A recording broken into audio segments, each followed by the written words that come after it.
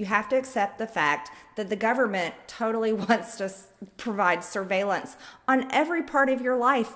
They want to know when you're eating. They want to know if you're eating a cheeseburger, which is very bad because Bill Gates wants you to eat his fake meat that grows in a Peachtree dish. So you'll probably get a little zap inside your body and that's saying, no, don't eat a real cheeseburger. You need to eat the fake burger, the fake meat from Bill Gates.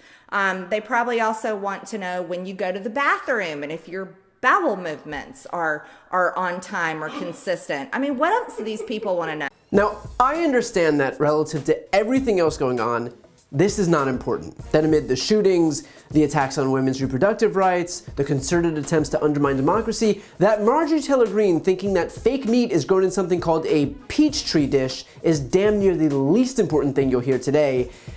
But sometimes it's important to be reminded that the best the GOP has to offer, the face of that party, is really, really dumb. And the fact that she has no idea what a Petri dish is aside, just listen to the paranoia here, that the government wants to know what you eat and when you go to the bathroom. And look, I understand that Marjorie Taylor Greene has never met a conspiracy theory that she doesn't like, but underneath all of this government being out to get you hysteria, has anyone ever asked why? Why in the world would the government care what you do? Why would anyone care?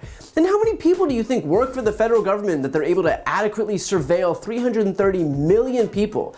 Let's just be honest, no one cares what you eat, when you pee, or how any other mundane part of your day goes. I'm sorry to burst anyone's bubble, but we're not that important. I think it's funny too how, on one hand, Marjorie Taylor Greene suggests that the government is so inept that it can't do anything correctly, and yet on the other hand, they're so advanced and stealthy that they have the ability to gather every ounce of data on every single person in this country. Pretty amazing that the government can be both completely useless and completely powerful, all depending on what you're trying to complain about. Convenient, huh? Finally, what is it with these people's obsession over Bill Gates? We're what, 5 years into this conspiracy theory on the right that Bill Gates is trying to microchip everyone?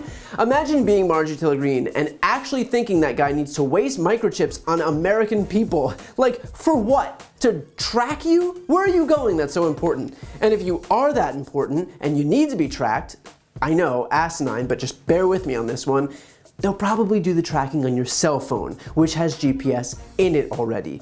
But again, with all of that said, Bill Gates really, truly does not care. Anyway, I know it's really easy to make fun of her. Really easy to make fun of her, but it's also a testament to what the Republican Party has become. That someone who would actually go out and say in public the things that she says, just the peak of conspiratorial BS, was not only elevated to Congress, but basically became a star on the right. So if you're wondering how people could actually believe Trump's lies that the election was stolen, just remember that they also lionize a woman who thinks the government can or wants to track what you eat and when you're in the bathroom. And then suddenly things start to make a little more sense. So if you're wondering whether it's worth it for you to go vote, just remember that Marjorie Taylor Greene does.